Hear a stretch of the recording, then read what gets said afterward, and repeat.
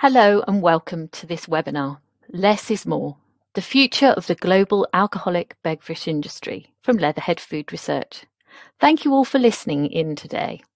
My name is Jenny Arthur, the Head of Nutrition and Membership, and I'm joined by Adam Fenton, the VP of Food and Beverage Consulting. Today, we're talking through some of the findings of our global study on the changing consumer sentiment to consumption of alcoholic drinks, which we undertook at the end of 2020. We hope you find these interesting and thought-provoking. Firstly, I'd like to introduce you to Leatherhead Food Research for those of you who don't know us. Leatherhead Food Research is a membership organisation with over 300 global members in over 1,000 locations worldwide. Amongst our members are 17 of the top 20 food and beverage companies. We've been operating for over 100 years since 1919, offering regulatory and technical support to the food and beverage industry. We cover over 150 markets worldwide with 20 native speakers located in the UK. I'm now going to hand back to Adam to go through the agenda for today. Thanks for the introduction, Jenny. And as you mentioned, we've undertaken a global study on the changing consumer attitudes to alternative drinks in the traditional alcoholic beverage industry. We surveyed around 10,000 people in Australia, France, Japan, Poland, South Africa, Spain, the UK and the US. And over the next half an hour or so, I'll cover off why natural is and will continue to be so important to consumers in the beverage industry, and more specifically to manufacturers of alcoholic drinks. I'll address that being alcohol-free is not the only choice for adult consumers that want an alternative to their usual drink. I shall elaborate on what the drivers of choice are in the adult drinks category, and also why some drinks are struggling to gain traction in markets, and this is relevant to manufacturers, retailers and marketeers. And the last group of particular importance is the communication around claims has an impact on maintaining levels of adult drinks. Firstly, I'll set the scene with an introduction, background and a reminder that some of our findings reflect consumer behaviour that was popular in the 1970s. Treated as a fad, it remains truly relevant in our current environment. I'll then move on to address the current consumer need for less of what they are drinking and go into details of our study with some key observations and a summary. Finally, you'll have an opportunity during the webinar to send in some questions that I hope either Jenny or I will be able to answer. So let me provide a little perspective of why we are here today. Some of you may remember the Atkins diet. Originating in the 1970s, this diet focused on the reduction of carbohydrates and the increased consumption of fats. This became very popular, firstly in the US, then globally in the late 1990s, and into the start of the century with the net carb concept.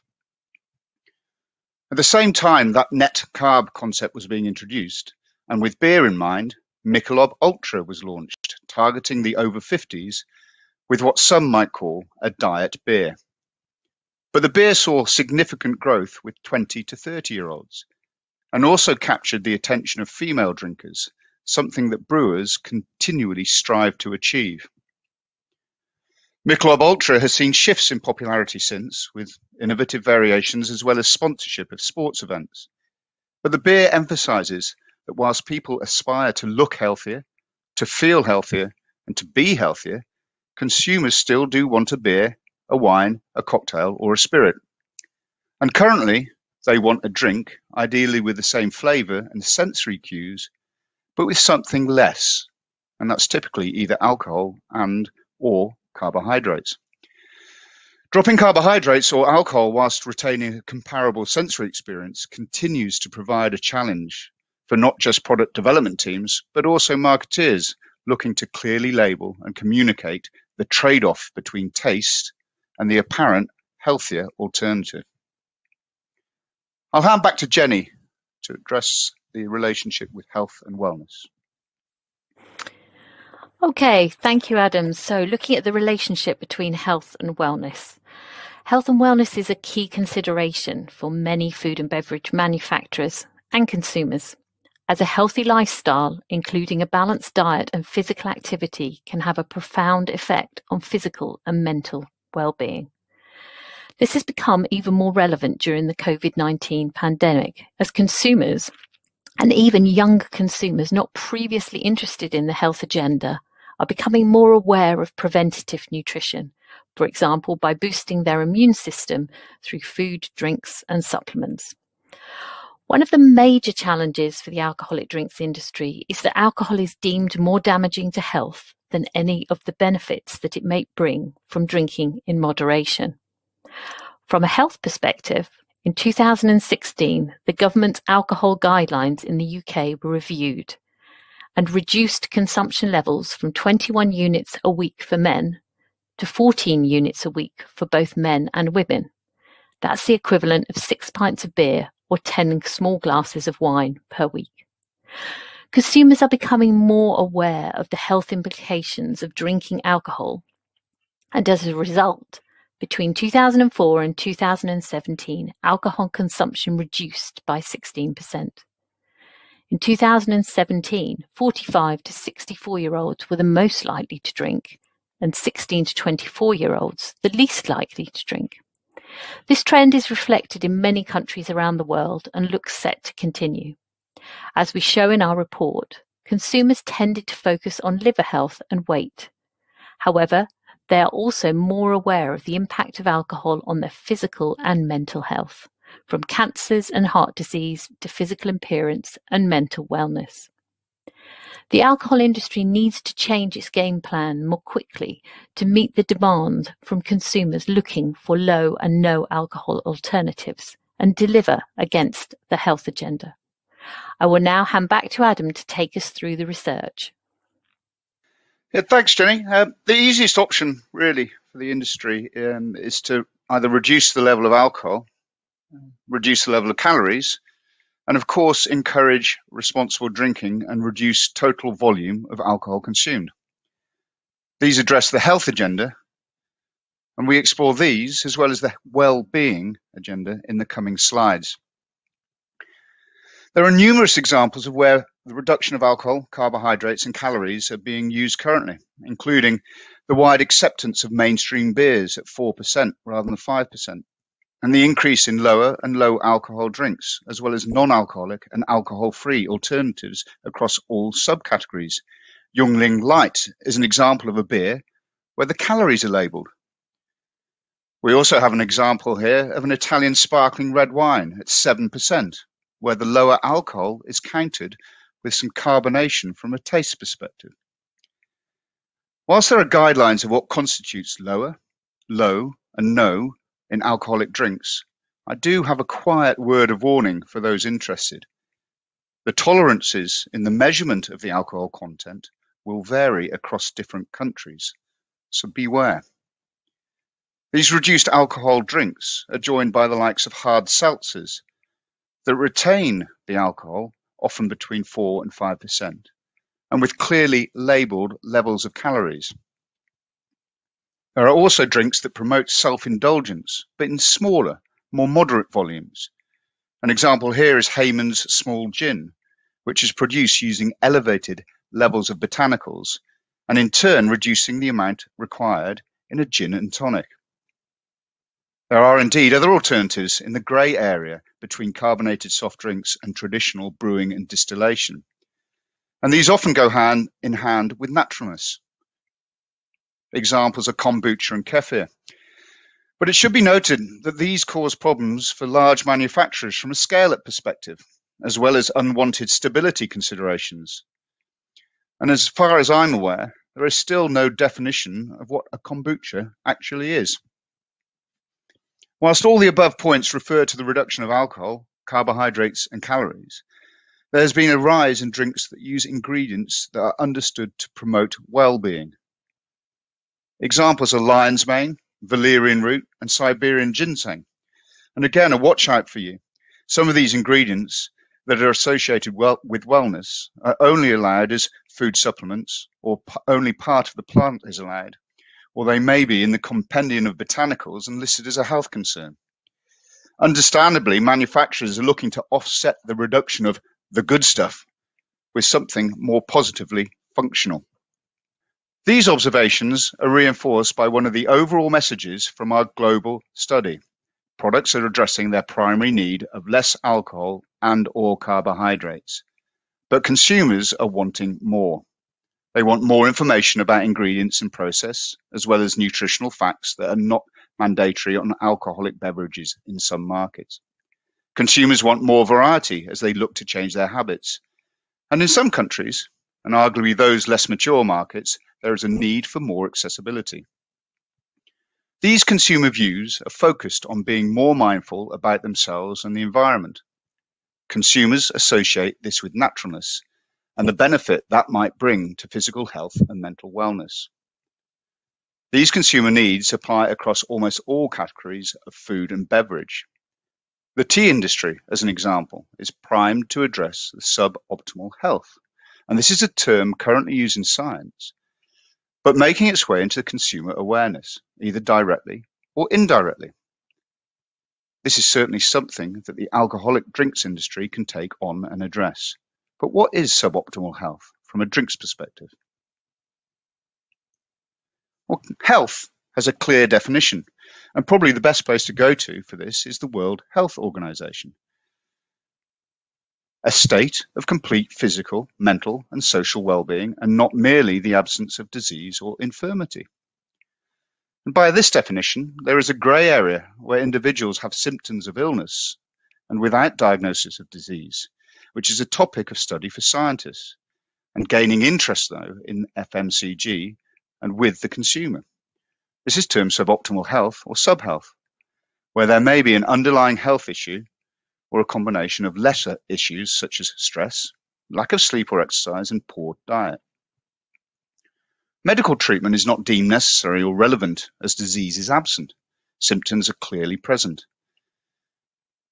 This is by no means a consumer trend yet, although it is clearly aligned with the wellness part of health and wellness, and subhealth captures an area of notable consumer interest. We may be early with this, but I believe that there is an opportunity for the alcoholic drinks industry to address a currently undefined consumer need that is real, but not yet fully understood.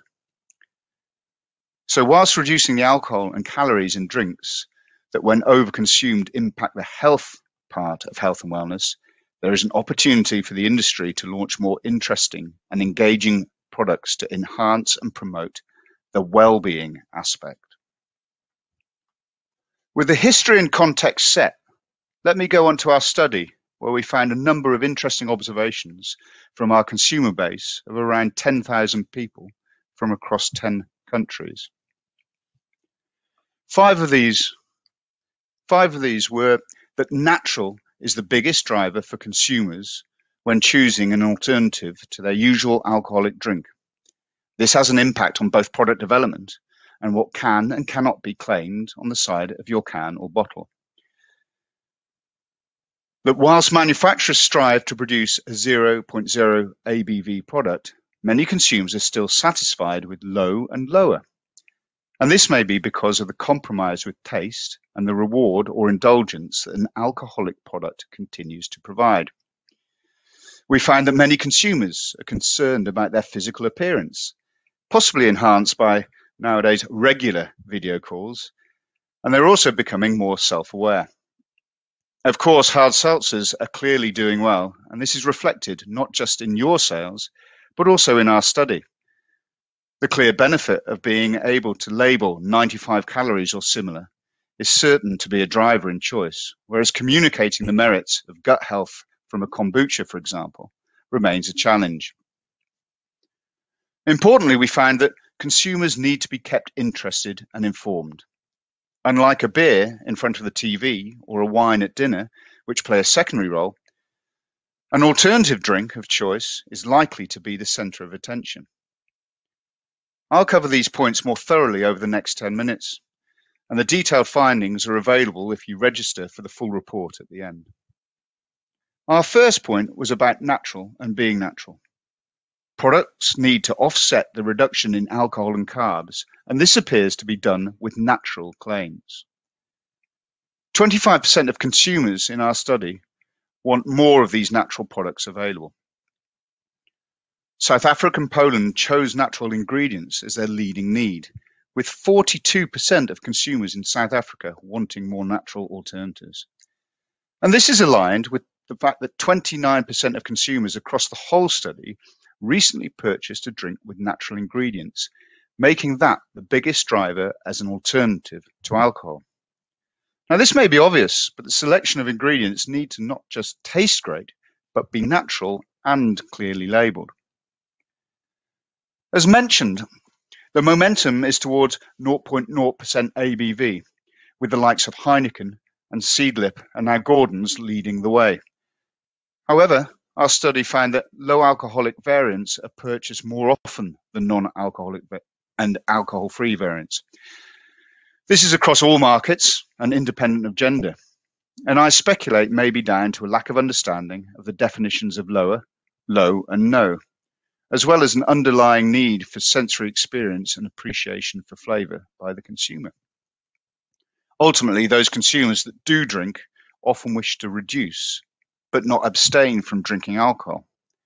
This could be due to the nature of the drinking occasion, as well as the overall quality of the current alternatives. One of the reasons for reduction in consumption is that maintaining a healthy appearance is key in consumers' choice, as well as weight management and liver concerns. In 5 of the 8 markets, weight management was the top reason to choose an alternative to their usual drink. Worryingly, although maybe a sign of today's times, the consumers in half of the markets chose physical appearance over liver function. I mentioned earlier that consumers are interested in the products. They're becoming increasingly self-aware, possibly down to the video calls that we have, where they spend more time looking at themselves than others. They're interested in how they appear and how they are perceived with and without a drink in hand. And finally, whilst gut and mental health are clearly on the radar, there is less consumer interest in these topics, at least from the alcoholic drink perspective. These figures support the following observations in newer subcategories.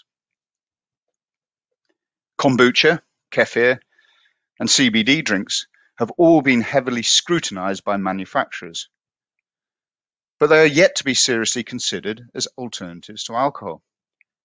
There is great variation as to their acceptance across markets, largely dependent on that market's maturity, and with CBD drinks, its legal status.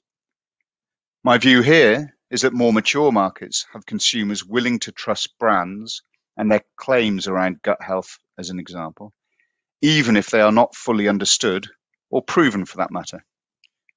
Conversely, the growth of hard seltzers is clear in all markets that it is available in. And this is partially down to the consumer's eye on weight management, as well as the clear benefit measured in calories on the front of that can. This demonstrates the value in a clear and proven message in the case of hard seltzers, and may also underpin the future growth of alcohol-free products.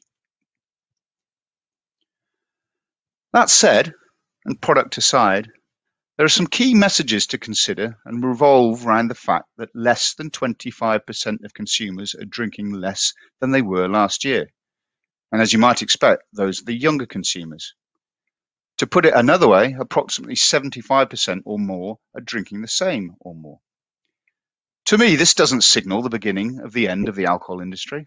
Rather, it points to what is needed by the next generation of consumers. Japan is often considered one of the countries at the forefront of consumer innovation. Of the markets we studied, consumption of alcohol drinks remains the most consistent in Japan, where there is, firstly, much variety in products, secondly, plenty of information, and thirdly, they deliver products that generate interest, and all of which are readily available to consumers. Conversely, consumption dropped most in South Africa and Poland, where consumers express the need for more lower-calorie alternatives, more natural ingredients, as well as making the products available. And therein lies the opportunity to grow by keeping the consumer informed and interested through credible innovation and clear communication. And so finally, and may I thank you for your time, I'll move on to our brief summary of our learnings. The immediate path appears set on reducing alcohol and carbohydrates, and this is clearly understood by consumers. This typically suits manufacturers, as in many cases these products reduce excise and save cost. But consumers will need something more in the near future. Otherwise we will end up with, well, just water. So my advice is to firstly make it natural, as this rightly or wrongly has associations with well-being. But please bear in mind that the natural ingredients need to be legal.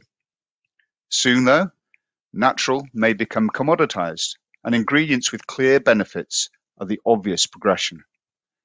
Rather than the typical cereals and fruits, I suggest you scan and select new ingredients such as botanicals, including roots and leaves. Secondly, consumers are satisfied but not necessarily delighted with lower and non-alc. Variants do not need to match their parent brand in taste.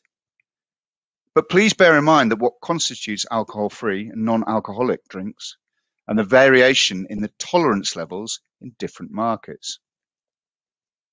Simply put, consumers are looking for something else, and low is growing significantly, and we expect no to continue to follow, but it hasn't quite yet. And we're also expecting the functional ingredients to grow as well, but not at the expense of transparency and simplicity of the product. A third point is that there will still be plenty of room for the traditional choices of alcohol, where indulgence, reward, or adult refreshment is required. Consumers will expect this of all traditional choices, as well as their healthier alternatives. Flavour is still a requirement, just down prioritised at the moment. The future will require healthy alternatives that deliver on flavour. And as I mentioned, some ingredients already being used in lower alc drinks are not permitted in many markets.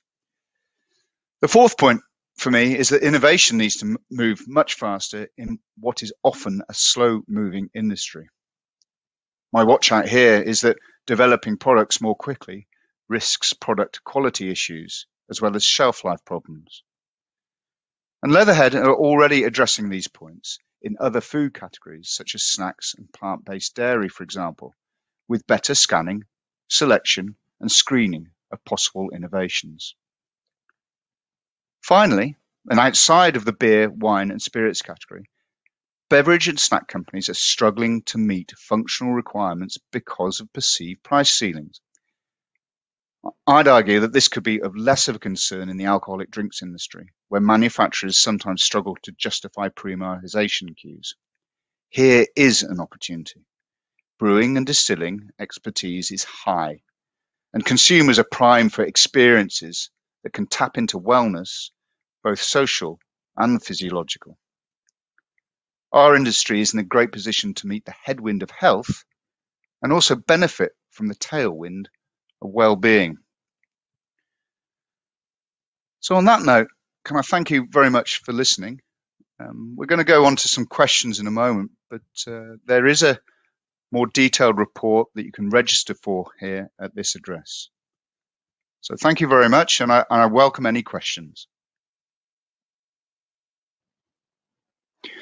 Okay, so thank you very much for listening in. It's Adam here. I've got a couple of questions, and in fact, one of them is very much around hard seltzers. People are asking, hard seltzers are clearly popular, and they feature quite an extent in our webinar.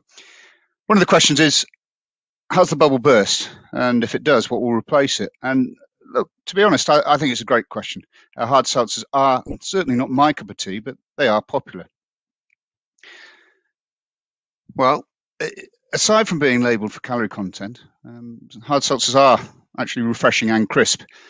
And that's one interesting point, because it takes the main taste claim from some lighter beers and ciders. Hard seltzers also appeal across genders, and with that appeal to the mixed gender occasion. And with COVID, we're seeing more and more mixed gender occasions, and a lot of them outside as well. Given that carb claim, they do overperform on traditional RTDs, which are too often overly sweet and satiating, and in fact, some cases still overtly marketed at and appeal to some young drinkers. Importantly, hard seltzers are attractive to manufacturers, given the nature of the product. Brewers, spirit companies, wine and cider makers, as well as soft drinks companies, can quite easily produce hard seltzers. So, will the bubble burst? Personally, I think not, for all the reasons I've just mentioned. But the one thing I would like to bring up is that manufacturers will need to innovate. I suspect there'll be innovation around the use of the sweeteners that are currently available and used in hard seltzers. There's also probably innovation spaces to be looked at with regard to flavors and the ingredients. They'll need to be a little bit more innovative and functional. And I notice there is a question about what is functional. But there will be a consumer interest in flavors and ingredients, and they need to explore more about what's there. And interestingly, and COVID related maybe, it's a format at the moment, hard seltzers, that are easy for the off trade. People are walking around, they're drinking outside of bars and pubs because they're closed. I have a suspicion that when bars are fully open again, we may see people drinking vodka lime sodas, either off tap or prepared from at the bar, whereas previously they might have drank a beer. I'm not entirely sure whether or what will replace hard seltzers when it next happens, but there are a few botanicals that may be looked at. Hope that addresses the question on the hard seltzers. Yes, Jenny, go on, please. Adam, right, I've had another question here. Can I ask you, what do you think is going to happen with packaging in the future? We've had a few questions about packaging. Yeah, and great. And to be honest, we didn't cover that off as much as we might have in this report. It's less clear. Certainly the environmental impact will continue. There is continued focus on less and less PET, and of course we want more recyclable packaging. COVID's created a bit of a problem there with regard to package though. With the off-trade drinking that I mentioned above, drinks are now going into small pack. Fortunately, these products are tending to go into cans, better for the environment from a transport perspective, certainly, as it takes less space than bottles. In most places, they're more easily recyclable as well. I would say, though, and this is a watch out and not necessarily consumer-based, but there is an immediate problem from the drinks trade, and that's sourcing of cans. They're not as available as you might think. So I don't dispute that sustainability will be an ongoing challenge and focus, but initially there are going to be some challenges for smaller companies and startups, may affect their costs from packaging in cans, and also their ability to maintain quality offerings. Okay, thank you for that. We've got another one here. Right, how significant is organic? Do customers want organic or do they just want natural? No, that's a great question for the alcohol industry. In other categories, certainly I'd say that organic plays an important role. And trumps natural. So good to be natural, great to be organic. I think in the beer, wines and spirits industry, unfortunately, maybe people have the same associations with natural that they do with organic. So whilst there are some nice organic beers, wines out there, it doesn't give you as much leverage as you might think, and that you see in other categories, Jenny. Okay, good. Okay, with the rise in consumer consciousness, do you believe there's an expected trade-off between ABV percentage and traditional tastes and flavours? Yeah, so my belief there is that consumers are just at the moment satisfied to drink a lower or non-alc product at the expense of some of the taste that you might get and some of the experience. However, there are some really good examples of products that are coming out at lower or no alc, which are tasting good. I had a beer the other day. I think it was from Northern Monk, which was 0.0. It was a stout, and you'd expect that to be thin not so great, but I thought it was particularly good. You've got 3 spirits, which do a great job of providing some really good taste characteristics from a spirit perspective. And whilst at the moment consumers are kind of okay, they're satisfied-ish with no and low alc offerings, they're going to expect more. And one of the reasons being is I think technology and the understanding of flavour and taste is increasing. I think as well that consumer expectation is you don't actually have to match the parent brand. If you're producing a beer, you don't have to produce the 5% taste with a 0.0% beverage. And I've got a couple of good examples that I might talk about later if you want. Okay, lovely. And sort of going on from that theme, taking into consideration no and low alcohol trend in spirits, how is the functional benefit relevant in this kind of innovation? Well, it depends what you call the functional benefit here. Certainly, alcohol has a functional aspect to it. Benefit, maybe not in some cases. But people are bringing in different botanicals, different ingredients to provide some element of maybe mental alertness. So you can still enjoy that social moment where you're having a drink, just maybe not the same impact that alcohol have. So, where we have those drinks, of course, you can't with alcohol claim any health benefits per se. But really, anything that's added which may help or be functional, tea, for example, with its theanine content, consumers will associate that, and I think it adds interest. And I think that's the most important thing. With some of these adult alternatives for drinks, they don't play a secondary role that a beer might play when you're watching the football. And I don't mean to be generic here, but or a wine at the table. Often they play a more leading role in a conversation or an occasion, and that's where people really will start to want to have a more interesting product, both to, I suppose, demonstrate a little bit of knowledge, but also a talking point.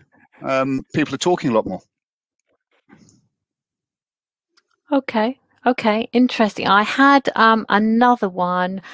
I'm not sure if you're going to be able to answer this one, or you might want to take it away. Oh, do you see the TTB revising some regulations to allow new ingredients like healthy botanicals to be used in low alcohol products? That's a difficult one. Honestly, I'm not entirely sure. Certainly, it would be something that should be being done, but that's my personal view. I can't. I'd like to see it, certainly, and I think it should be done. But really, I'm not convinced that it would happen. Okay. Let me carry on going down. Jenny, I've picked one up here. This is more around the health side of things, if that's all right with you. I mean, it's more generic, and I picked up a few here, but there's a question around a personal question. Do you think that the trend towards drinking less alcohol, do you think that will continue? Yes, I do. I think consumers are becoming increasingly health conscious and looking for products with added health benefits. And someone was asking about the trends about the trends following sort of COVID-19. We're seeing younger consumers who are increasingly interested in the health agenda, looking for low alcohol and no alcohol alternatives. And I think calories are going to continue to be the focus because of the government's calorie reduction programs. So I think it's going to be in sort of the forefront of consumers' minds. So yes, I do think it will. Yeah. Okay. And again, a few questions here, but around this kind of idea from a health perspective, what do you think consumers are looking for from these drinks? Okay, well, consumers are primarily it's always about taste. That's what they're looking for. But they're also looking for ingredients with added health benefits and functional ingredients. And from the research that you presented, it's also about the availability of the products as well. Consumers are looking for choice, dependent on the drinking occasion. Yeah, and I'd tend to agree with that as well. Okay, Jenny, I've just picked one up, and everyone, thanks very much for sending in your questions. I'm going to answer one of these questions myself. It's around THC in cannabis drinks. So, the question is, what are our thoughts on THC?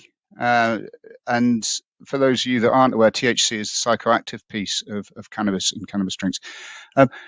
We didn't ask, I must say, in our survey, we did not ask about THC. We asked about CBD. And of course, the nature of cannabis is that THC is largely the psychoactive piece, which many people will avoid when they're combining with alcohol.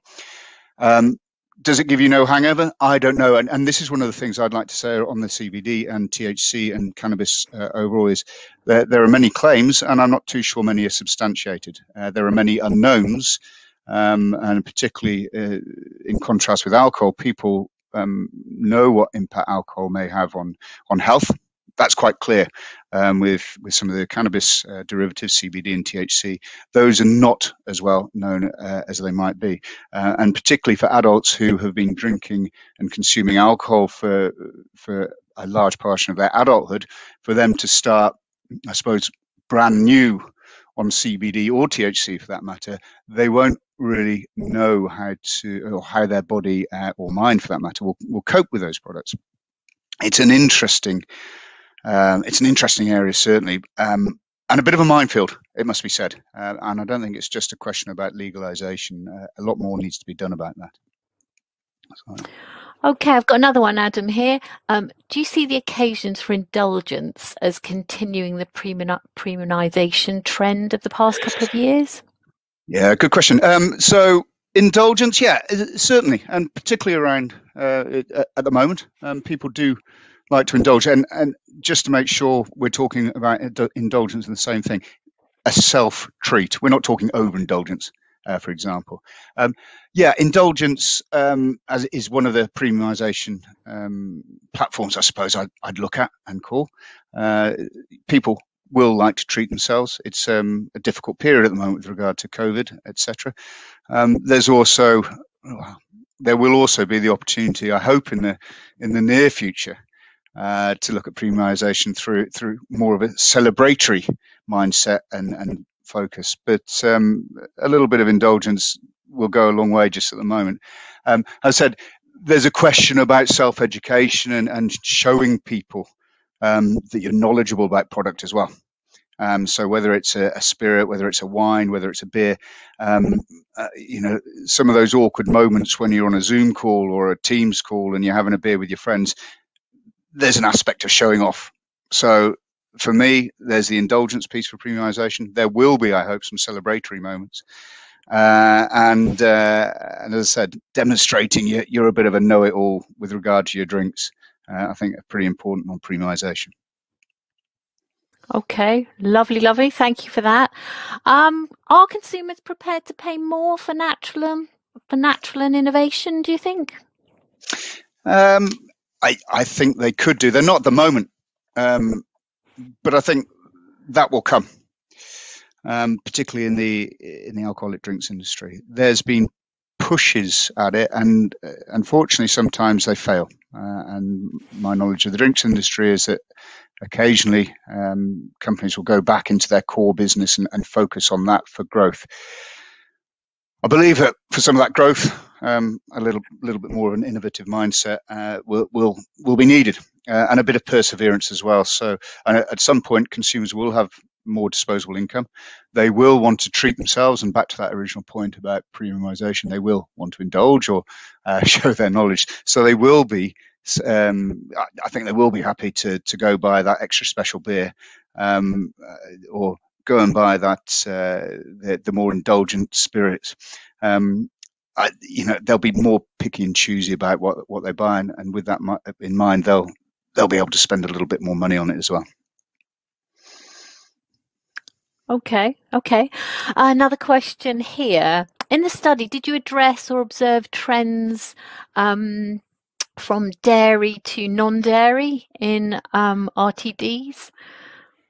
So the quick answer to that is in the study, no, we didn't. We didn't look at the dairy, but we do have a little bit of insight on that.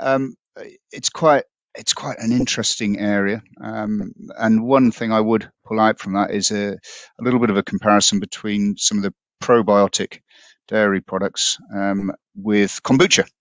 Now, one of the struggles I believe that kombucha has is that whilst it, for some people, tastes great, too many companies will be focusing on the probiotic piece with kombucha. And actually, the insight I have is that really, if people are going to go probiotic, then they'll tend to go to one of the probiotic dairy products than they will for a kombucha. For that, the learning for me is that, hey, look, if you're looking at kombucha, focus on its, as I mentioned earlier, its naturalness and some of its taste and complexity, and in most cases having a very low alcoholic content, if present at all. Okay, interesting. So we've received some questions about adjacencies from other categories. Could you elaborate on that for me? Yeah, I mean, look, this is where people will tend to look for innovation.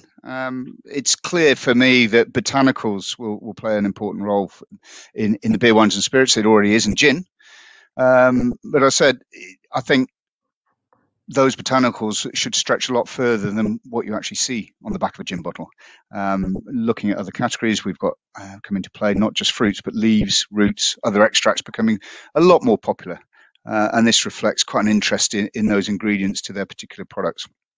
As I said, we've had plenty of questions on CBD, and I'll get back to those people in person. But just at the moment, I think one thing to look at is another leaf, and that's tea. For me, I think there's a huge amount of potential in tea. We see it in the soft drinks category, but for the alcoholic drinks category, could be pretty important. I believe that consumers have a familiarity with tea already. There are health associations with tea, and particularly people associate that, rightly or wrongly, with the immune system.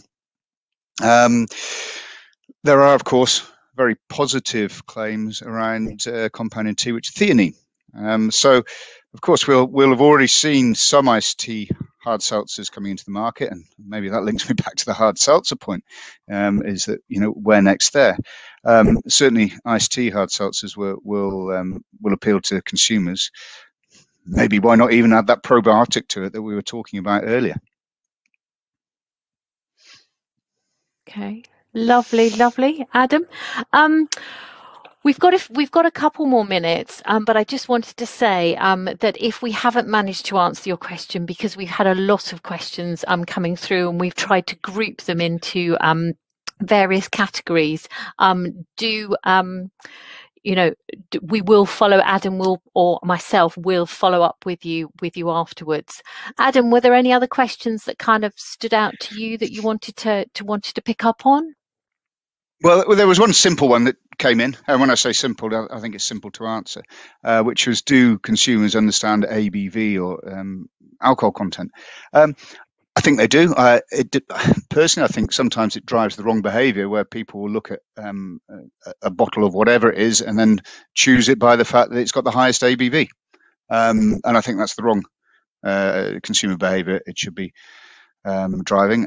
I would say that whilst they do understand the ABV, I would sometimes say that some of the communications around what are recommended limits and what are not particularly clear and well communicated, and consumers don't understand that piece.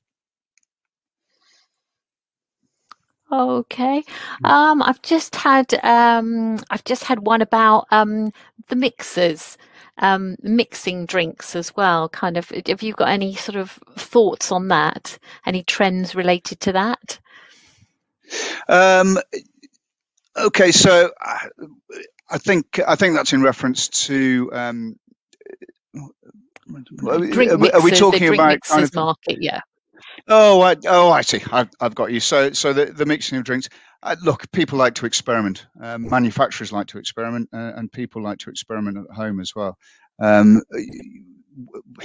suppose if people are going to start making hard seltzers functional into protein drinks, I suspect that won't take off. I suspect there'll be some confusion around what it is. Really, people consume a lot of these drinks for some of the things we were talking about earlier, some celebration, indulgence, being with your friends, or just simple refreshment.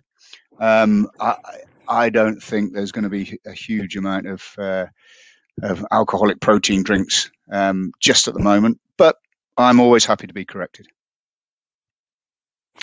Okay, and there's one very final question. Do you think that with growing trends towards health that consumers will have adjusted views on sweet and flavour, in which traditional low flavour beverages will seem increasingly sweeter or flavourful? Yes, I think so. Look, this goes back quite some years ago, and I remember sitting in a taste conference, believe it or not, when someone was lecturing about the fact that 10, 15 years ago, people were eating more and more broccoli, which allows them to become more used to more bitter and, in fact, less sweet tastes. People are clearly associating those sweet tastes with satiation from a taste perspective, but also not being so healthy. It's quite clear that it's in both consumers' interest and also manufacturers' interest to move away from those sweet products.